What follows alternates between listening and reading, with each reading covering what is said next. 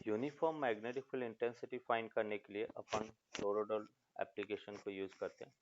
अभी देखो कैसे टोरोडॉल है। तो बेसिकली टोरोडॉल है क्या? टोरोडॉल एंडलेस सोलेनॉइड है। सोलेनॉइड के दोनों एंड को अगर मिला दे तो बनने वाली शेप को अपन टोरोडॉल कहेंगे, एंडलेस सोलेनॉइड। यहाँ पे जैसे हमने कहा ये इस टाइप से सोलेनॉइड के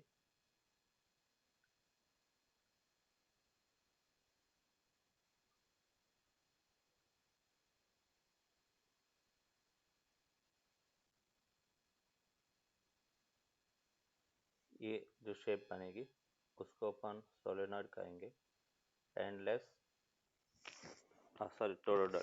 एंडलेस सोलेनॉइड को अपन टोरोडल कहेंगे। दोनों एंड को अपने इस टाइप से सर्कुलर फॉर्म में ले आए। तो ये जो अपने पास शेप है उसको अपन टोरोडल कहेंगे।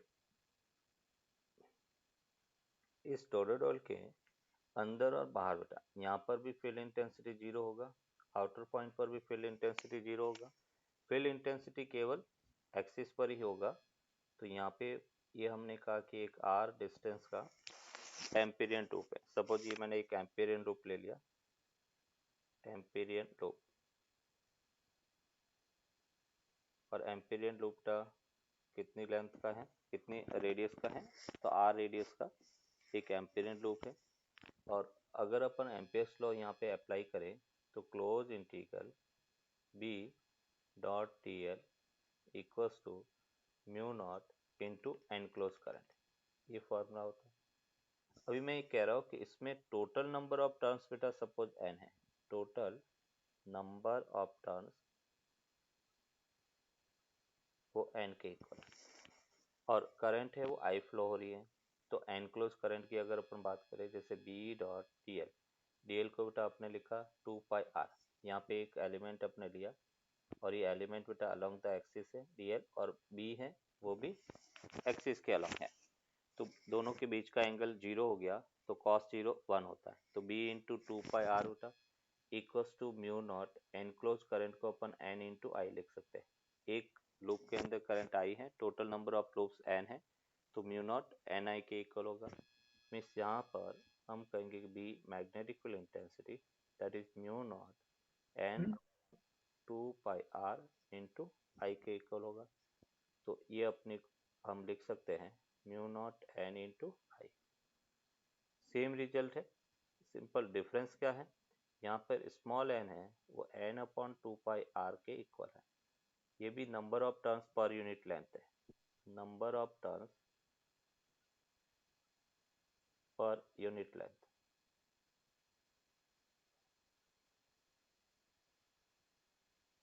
तो मैग्नेटिक फील्ड इंटेंसिटी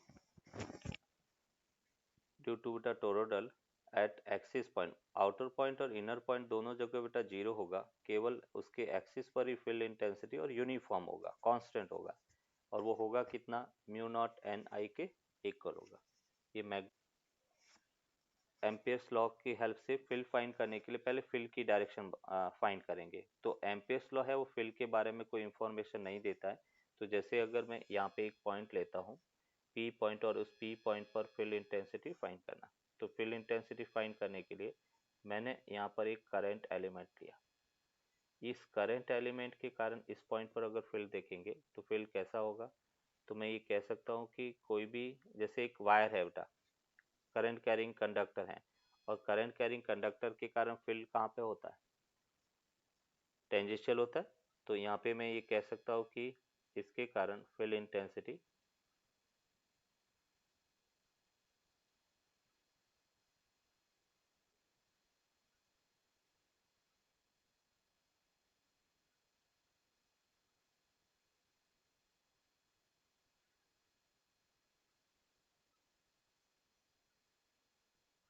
ये जैसे इस टाइप से बेटा इसका अगर फील्ड अपन ले,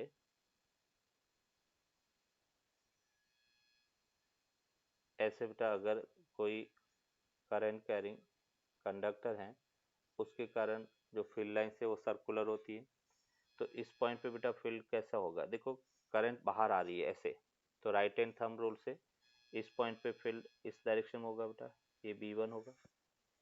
सिमिलर एक आइडेंटिकल एलिमेंट इक्वल डिस्टेंस पर बेटा दूसरी तरफ अपने लिया, इसके कारण फील्ड इंटेंसिटी या फील्ड लाइंस ऐसे टेंजेंशियल होगी, ये फील्ड लाइंस टेंजेंशियल है, और इसके कारण फील्ड की अगर अपन बात करें तो फील्ड ऐसे टेंजेंशियल होगा, ये अपने पास B2 है। अभी सॉरी, ये फील्ड टेंजेंशियल इधर होगा, ये अपन कह रहे कि फील्ड लाइंस होगा, ये B2 हो गया। अभी इन दोनों को अगर रिजॉल्व करें, देखो मैग्नीट्यूड दोनों का सेम होगा बेटा, इक्वल डिस्टेंस पर सेम लेंथ का आपने एलिमेंट लिया तो B1 और B2 का मैग्नीट्यूड सेम होगा। अभी इसको रिजॉल्व करें अपन, अगर मैं कह रहा हूँ कि ये एंगल थीटा है तो बाय ज्योमेट्री ये थीटा होगा, और जब अपन कह रहे कि ये थीटा है, ये 90 माइनस थीटा है बेटा, तो इसको अगर अपन ये थीटा होगा तो ये कंपोनेंट अपने को मिला B2 cos थीटा, इस डायरेक्शन में होगा B2 sin थीटा। जब हम इसकी बात करेंगे, ये थीटा है और यहाँ पे अपन कह रहे कि ये भी थीटा होगा, तो इधर कंपोनेंट होगा B1 cos थीटा और इधर होगा B1 sin थीटा।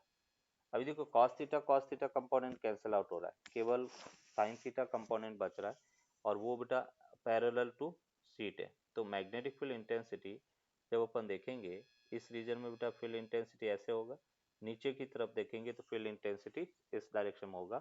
और फील्ड इंटेंसिटी फाइंड करने के लिए अपन एम्पियर्स लॉ लेते हैं, एम्पियर्स लॉ अप्लाई करेंगे। तो ये जैसे एम्पियर्स लॉ अप्लाई करने के लिए फर्दर रीड्रॉ कर रहे हैं, इनफाइनाइट लेंथ की करंट कैरिंग शीट है, थिन शीट है,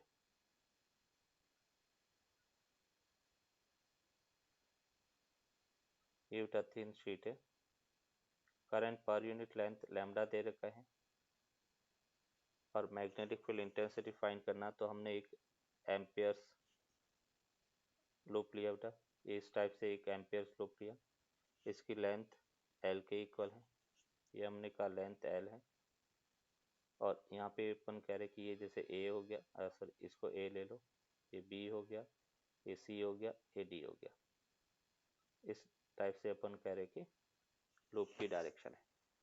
अगर मैं एम्पियर्स लॉ बेटा अप्लाई करता हूँ तो close integral B dot D L equals to mu naught into बेटा एनक्लोज करंट, एनक्लोज करंट क्या होगा लैम्डा इंटू एल बेटा, यूनिट लेंथ का करंट लैम्डा है, एल लेंथ में लैम्डा इंटू एल के इक्वल होगा। अभी ए टू बी बेटा अपन कह रहे हैं कि यहाँ पे एक एलिमेंट लिया मैंने, और ये एलिमेंट अपन कह रहे बी और डी एल दोनों क्या होगा सेम डायरेक्शन में होगा, क्लियर बेटा।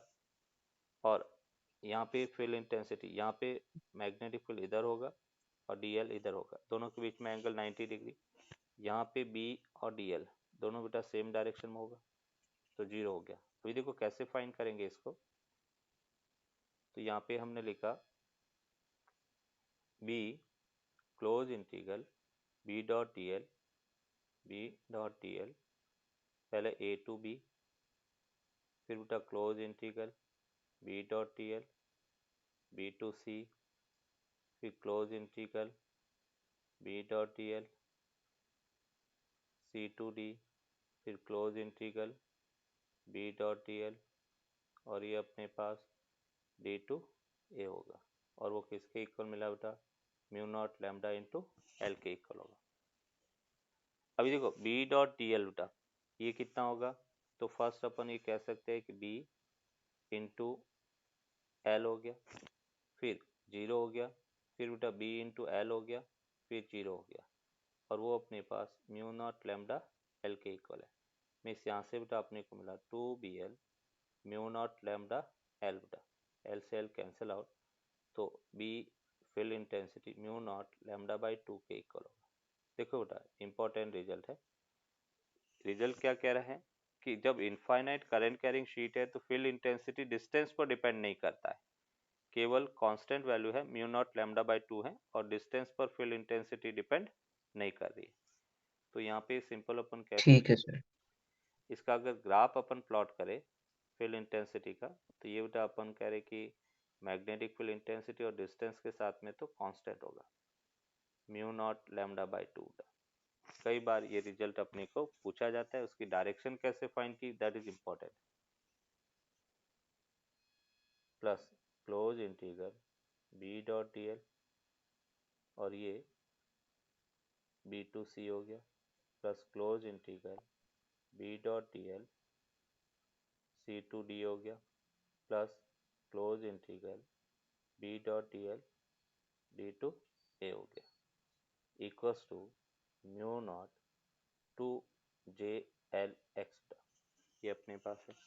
अभी ए टू बी की अगर अपन बात करें तो field intensity B into L होगा बेटा, फिर बी टू सी पर 0 होगा, ये फर्दर बी इंटू एल होगा, और डी टू ए 0 होगा, equals to 2 mu naught J L X के इक्वल। और यहाँ पर फिल इंटेंसिटी अगर अपन देखें तो फिल इंटेंसिटी अपने को कितना मिल रहा है, 2 बी एल बेटा इक्वल्स टू हमें मिला 2 mu naught J L X बेटा, 2l से 2l कैंसिल आउट हो गया, मिस B at point P inner point है, और वो म्यू नॉट जे एक्स के इक्वल होगा। ये अपन कह रहे कि फिल इंटेंसिटी है म्यू नॉट जे एक्स बेटा, जहाँ पर एक्स है वो मतलब सेंट्रल एक्सिस से डिस्टेंस है, मतलब डिस्टेंस पर फिल इंटेंसिटी डिपेंड कर रहा है। अगर केस 2 अपन देखें आउटर पॉइंट पर, तो आउटर पॉइंट पर क्या होगा वो अपन देखते हैं। यहाँ तक क्लियर बेटा, क्लियर प्रोपोर्शनल है बेटा, और अपन कह रहे कि उसके बाद में कांस्टेंट है। तो देखो यहाँ पे डिस्टेंस के साथ में वेरी, अगर थिक करंट कैरिंग शीट है तो फिल इंटेंसिटी डिस्टेंस के साथ में वेरी करेगी। ये x equals to D by two है, x equals to D by to.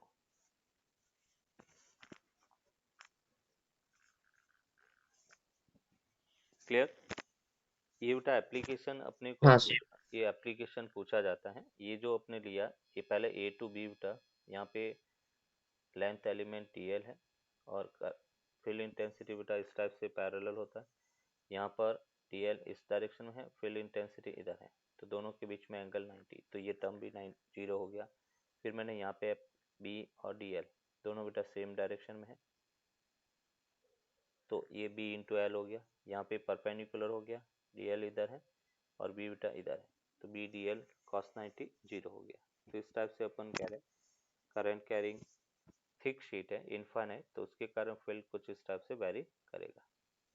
ये बेटा एक करंट कैरिंग सिलेंडर है जिसकी इनर रेडियस a है, आउटर रेडियस p के इक्वल है, और केवल बेटा ये बाहर वाला रीजन है उसमें करंट फ्लो हो रही है। होलो सिलेंडर है, ये जो शैडो वाला पोर्शन है उसमें टोटल करंट I फ्लो हो रही है। अगर मैं इसका टॉप व्यू बेटा ड्रॉ करता हूँ तो ये कुछ इस टाइप से है।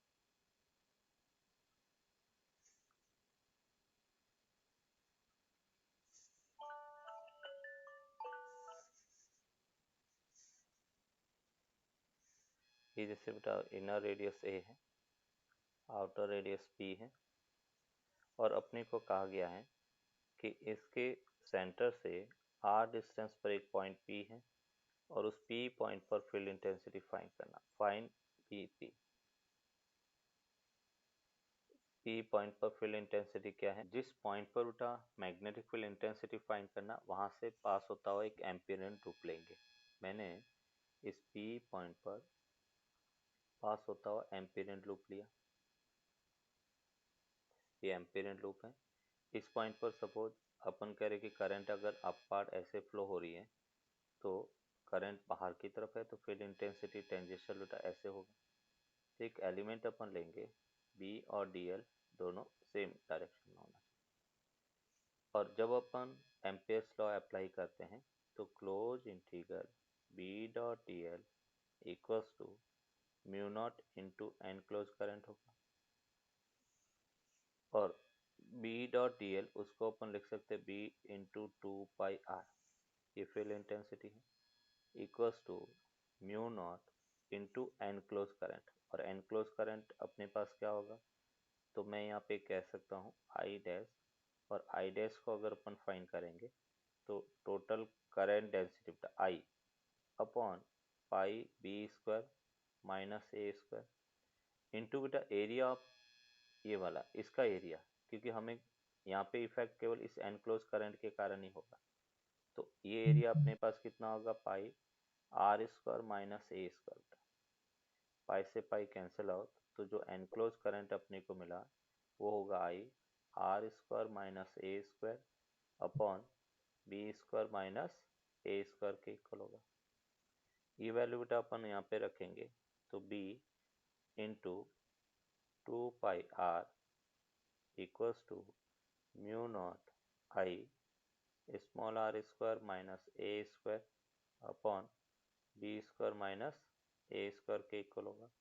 और नेट फील्ड इंटेंसिटी बेटा अपन देखें तो यहाँ से अपने को मिला P at point P that will be equals to mu naught I R square minus A square upon 2 R B square minus A square के इक्वल होगा। ये बेटा field intensity eight point P है। इम्पोर्टेंट ये बेटा problem है, कई बार competition में आ चुकी है। Find P।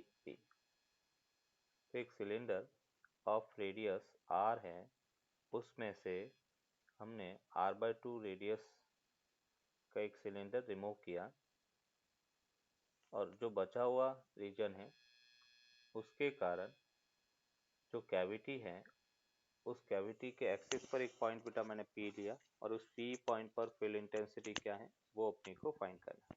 Question I think clear हो गया होगा। कंसेप्ट अपन यूज करेंगे, जैसे अपने इलेक्ट्रिक फील्ड इंटेंसिटी में देखा था कि अगर कोई कैविटी अपन बनाते हैं और फील्ड इंटेंसिटी अपने को पूछा जाए तो क्या करते हैं, हम टोटल फील्ड इंटेंसिटी फाइंड करते हैं और उसमें से कैविटी की फील्ड इंटेंसिटी क्या करते हैं, सबट्रैक्ट करते हैं। सिमिलर यहाँ पर भी वही करना है, पहले अपन टोटल के कारण P पॉइंट पर फील्ड इंटेंसिटी देखेंगे और फिर कैविटी के कारण हम उसको सबट्रैक्ट कर देंगे और वही अपना नेट फील्ड इंटेंसिटी होगा। फील्ड इंटेंसिटी फाइंड करने के लिए पहले बेटा P पॉइंट से पास होता हुआ एक एम्पियरेंट लूप लिया, ये मैंने एक एम्पियरेंट लूप लिया। अगर मैं टोटल का इफेक्ट देखता हूँ तो बेटा ये एनक्लोज करंट इसका इफेक्ट यहाँ पे होगा। तो अगर P पॉइंट पर फील्ड इंटेंसिटी अपन फाइंड करेंगे तो हम कहेंगे टोटल के कारण फील्ड इंटेंसिटी माइनस कैविटी के कारण, सिलेंडर जो रिमूव कर दिया उसके कारण सबट्रैक्ट कर देंगे। अभी हम टोटल के कारण फील्ड इंटेंसिटी देखें तो वो क्या होगा, तो हम ये कह सकते हैं close integration B T dot T L बेटा एम्पियर लूप अपन अप्लाई कर रहे हैं equals to mu naught into enclose current. Enclose current को अपन क्या लिख सकते हैं, आई डैश, और आई डैश होगा कितना बेटा, तो total current I upon area pi R square into बेटा जो इसकी रेडियस कितना होगा R/2 हो जाएगा, तो पाई R/2 का होल स्क्वायर बेटा। तो यहाँ से अपने को I/4 मिला और ये वैल्यू अपन रखेंगे तो बी टी टोटल इंटू बेटा 2 पाई R/2 हो गया equals to mu naught into I/4 के इक्वल होगा और 2 से 2 कैंसिल आउट हो गया, तो टोटल के कारण field intensity mu naught I upon 4 pi R के इक्वल होगा। अभी दूसरा बेटा कैविटी के कारण फील्ड इंटेंसिटी, तो जब हम कैविटी की बात करेंगे कैविटी पर ये पॉइंट कहाँ पे आया बेटा, उसके सेंटर पर आता है, एक्सिस पर है, तो फील्ड इंटेंसिटी एक्सिस पर क्या होता है, जीरो होता है। तो यहाँ पे कैविटी के कारण field intensity that is zero, तो हम कहेंगे P पॉइंट पर field intensity that will be equals to mu naught I upon 4 pi R के। Yes sir.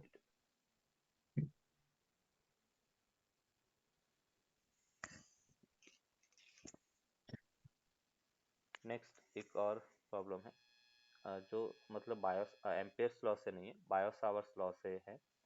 ये जैसे अपन कह रहे कि एक स्पाइरल है ऐसे बेटा, इस टाइप से अपन कह रहे कि एक स्पाइरल है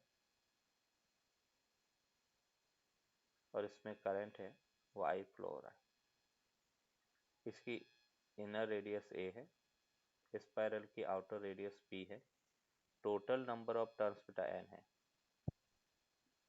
टोटल नंबर ऑफ टर्न्स वो एन है। और करंट बेटा अपन कह रही कि आई फ्लो हो रही है और अपने को पूछा गया है कि इसके सेंटर पर फील्ड इंटेंसिटी क्या है वो फाइंड करना है। फाइंड बी नॉट सेंटर पर मैग्नेटिक फील्ड इंटेंसिटी क्या होगा वो फाइंड करना।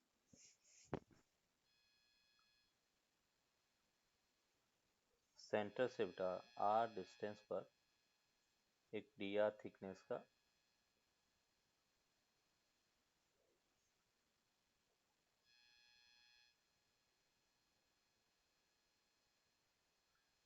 एक आर डिस्टेंस पर डी आर थिकनेस का रिंग एलिमेंट लिया बेटा,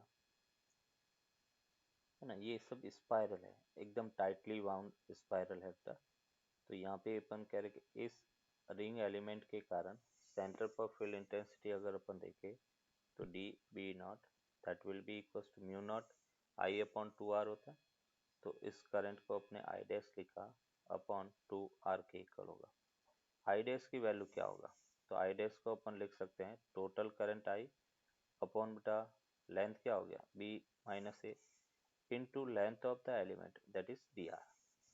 तो आई डैश को अपन लिखेंगे I upon B minus A, sorry total N है तो N I upon B minus A into D R के इक्वल होगा। Total number of turns N है, एक लूप के अंदर करंट आई फ्लो हो रही है तो एन के अंदर एन इंटू आई हो गया upon B minus A into D R के इक्वल होगा। मीन्स यहाँ पे अपन कह सकते हैं कि D B naught that is equals to mu not N I upon 2 B minus A into D R upon R के इक्वल होगा। अभी बेटा अपन क्या करेंगे, टोटल फाइंड करना है तो इंटीग्रेशन कर लेंगे। मीन्स यहाँ से B naught equals to integration mu not N I upon 2 B minus A into D R अपन आर बेटा, ये इसका इंटीग्रेशन। आर कहाँ से कहाँ बेटा, तो R equals to A to B.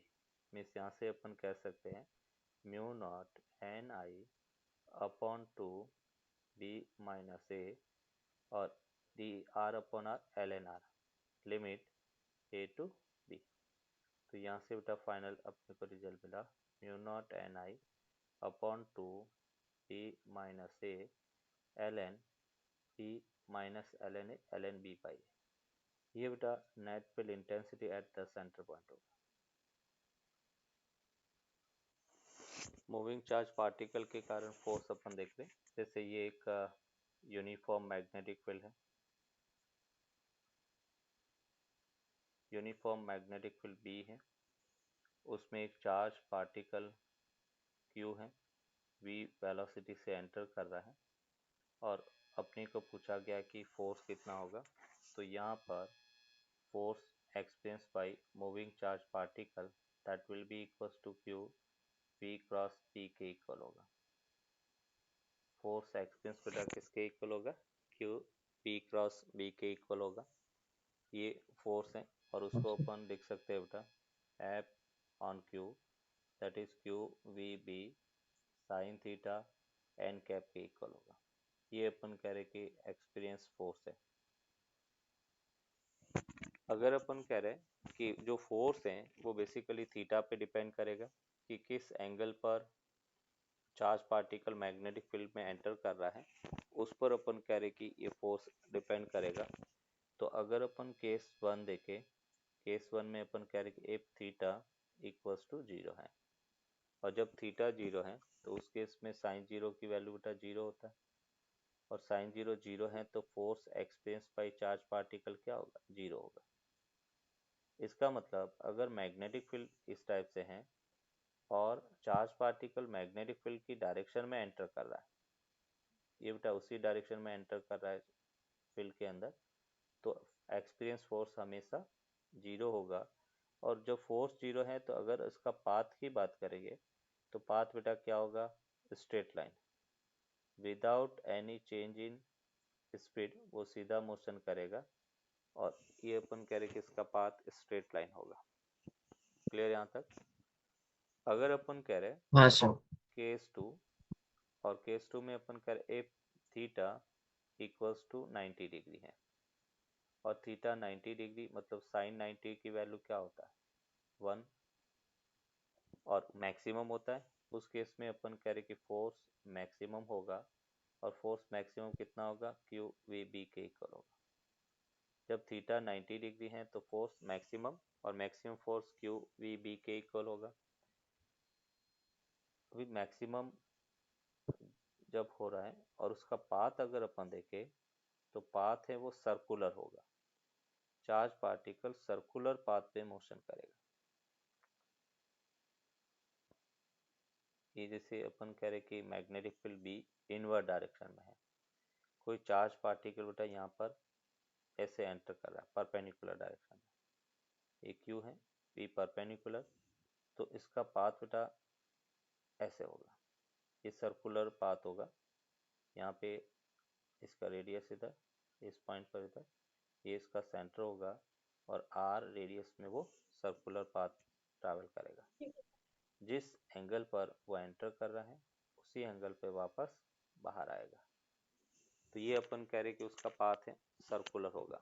तो जब थीटा 90 डिग्री है, हमें बेटा पूछा जाएगा कि पाथ कब कैसा होगा, तो थीटा 90 डिग्री है तो फोर्स मैक्सिमम होता है और पाथ सर्कुलर होता है।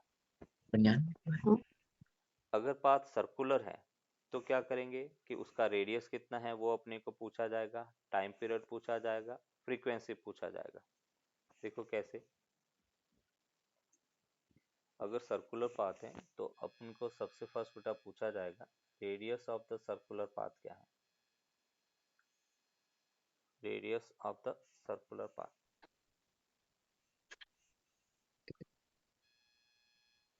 रेडियस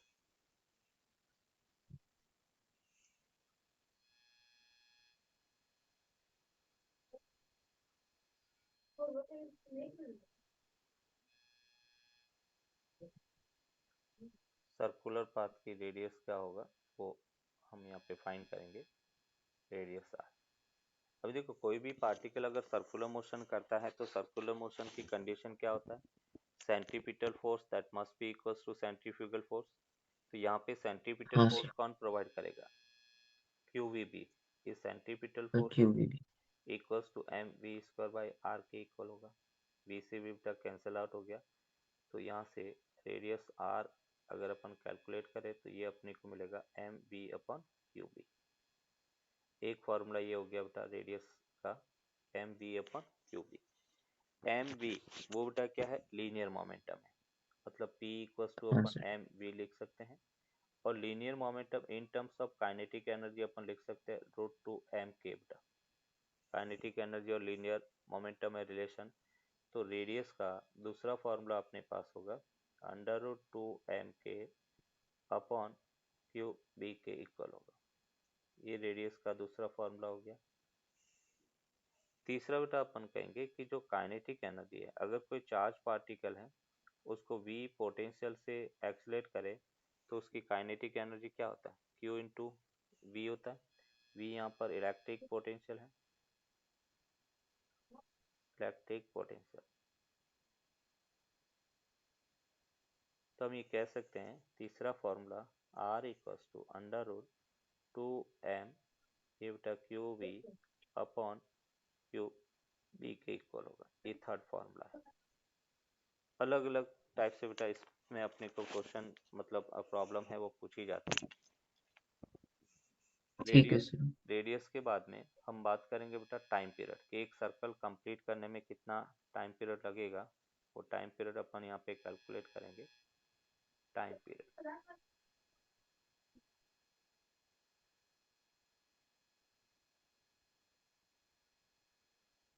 तो टाइम पीरियड कैसे कैलकुलेट करेंगे, तो यहाँ पे हम कह सकते हैं टाइम पीरियड होता है बेटा सरकमफेरेंस 2 पाई आर, और उसकी स्पीड कांस्टेंट है अपॉन बेटा स्पीड v हो गया। आर को अभी हमने फाइंड किया है और वो है M V upon Q B.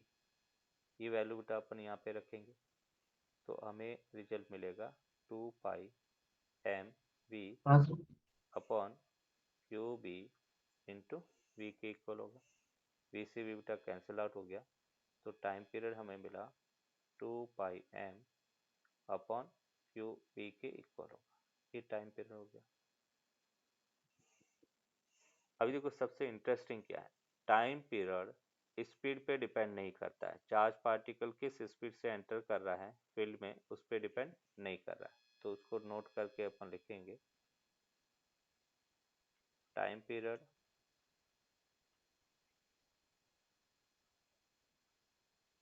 does not depend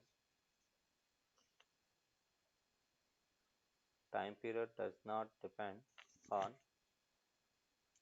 the speed of the charge particle, the speed of the charge particle, charge particle की स्पीड पर टाइम पीरियड डिपेंड नहीं करता। अगर टाइम पीरियड के बाद में हमें बेटा एंगुलर फ्रीक्वेंसी पूछा जाए तो वो कैसे फाइंड करेंगे, तो नेक्स्ट हम देखेंगे एंगुलर फ्रीक्वेंसी।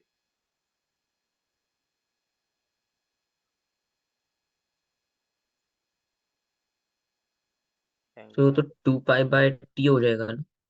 यस बेटा, एंगुलर फ्रीक्वेंसी, और एंगुलर फ्रीक्वेंसी को अपन लिख सकते हैं 2 pi upon time period and that will be equals to Q B upon M के इक्वल होगा। ये इसका एंगुलर फ्रीक्वेंसी है। अगर अपने को ये एंगुलर फ्रीक्वेंसी हो गया, और दूसरा बेटा अपन कह रहे कि एक इम्पोर्टेंट पॉइंट अपन लिखेंगे कि जब भी कोई चार्ज पार्टिकल मैग्नेटिक फील्ड के अंदर एंटर करता है तो वो फोर्स एक्सपीरियंस करता है, बट उस फोर्स के कारण उसकी स्पीड में कोई चेंज नहीं आएगा, मतलब speed remains the same, speed constant रहेगी। मैग्नेटिक फोर्स यहाँ पर अपन कह रहे कि उसके पाथ को चेंज करने का काम करेगा, फोर्स तो लगेगा, फोर्स लग रहा है उसके कारण वो उसका पाथ चेंज कर रहा है, बट अपन कह रहे कि उसकी स्पीड में कोई चेंज नहीं होगा, मतलब work done by magnetic force यहाँ पे जीरो होगा। क्योंकि वर्क डन जीरो क्यों होगा, क्योंकि मैग्नेटिक फोर्स है वो टेंजेंशियल, सॉरी मैग्नेटिक फोर्स है वो सेंटर की तरफ लगेगा और डिस्प्लेसमेंट टेंजेंशियल होता है, दोनों के बीच में एंगल कितना हो गया 90 डिग्री होता है। तो यहाँ पे नोट करके अपन लिखेंगे the work done by the work done by the charge particle, sorry, the work done by the magnetic force, the work done by the magnetic force on the charge particle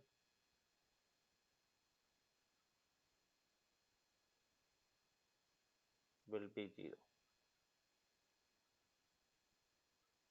means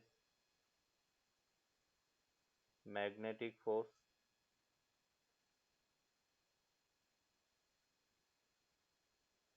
magnetic force does not change, does not change the kinetic energy of the charge particle,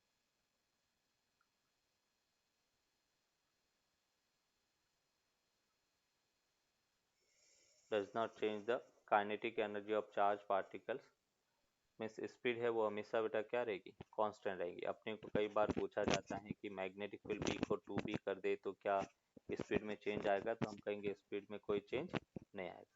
clear, इसके आगे अपन ठीक है sir.